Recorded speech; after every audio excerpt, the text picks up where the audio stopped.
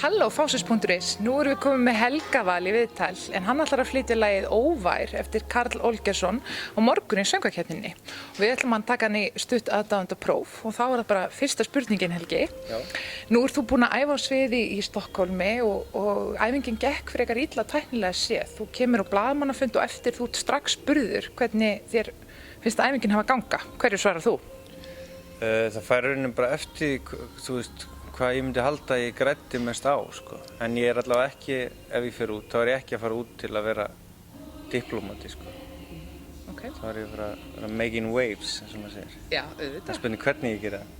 Já, þú verður bara að finna það út áður en þú ferð út. Já, kannski, við erum með strategi. Já, nú eru keppendur oft beðnir að taka Eurovision-lög á svona viðsvegar á fersinni í þessu Eurovision-ferðalagi. Hvaða lag myndir þú taka?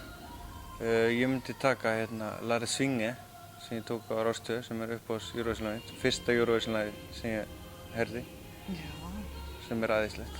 Frábært. Hvet ykkur öll til að fara og hlusta á það. Nú ertu búin að vera að skemmta í Norrnapartíinu á föstudagskvöldi, þú ert búin að vera að skemmta í boði hjá íslenska sendiherranum í Stokkhólmi á laugardagskvöldi.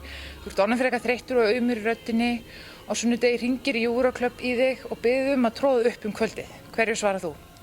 Sko, einhver vinur minn sagði eitthvað tíðan mig, þó að helgin sé búin, þá er helgi aldrei búin. Þannig að ég myndi örugglega gera það, sko. Nú eru Rússar að æfa á sviðinu og þeir eins og kannski veist eru frekar umdeildir í Eurovision. Það er púað á þá af aðdáendum, viðstöddum og það blaktar regnbogafanar út um allt. Þú ert akkurat staddur á blaðamannafundi og sér þetta í sjónvarpinu og þú ert spurður hvað þið finnst þetta pú. Hverju svarar þú? Ég myndi bara mæta í Putin-bollum mínum og bara segja mér finnst þetta ekki svona við hæfi Eurovision. Það er allir að vera vinnir og einn stór fjölskylda. Já, auðvitað. Og pólitík hafa ekkert með Eurovision að gera. Ég þekkir að Jónatan Garðarsson er með stífa tímadagskrá á þessu ferðalagi og þannig er alveg veist að þú er ekki komist á klósettið 7 tíma, þú ert alveg í spring og ert að pissa á þig og það koma æstir 10 brjálaðir aðdáendur frá Spáni upp að þér og biðja hver og einn selfie þegar þú ert á leiðinu á klósettið. Hvað segirðu við þá? Ég hugsa ég geti bara haldið í mér, sko. Þetta er ekki þessa selfie, bara setja mig að flýta sér. Já, auðvitað.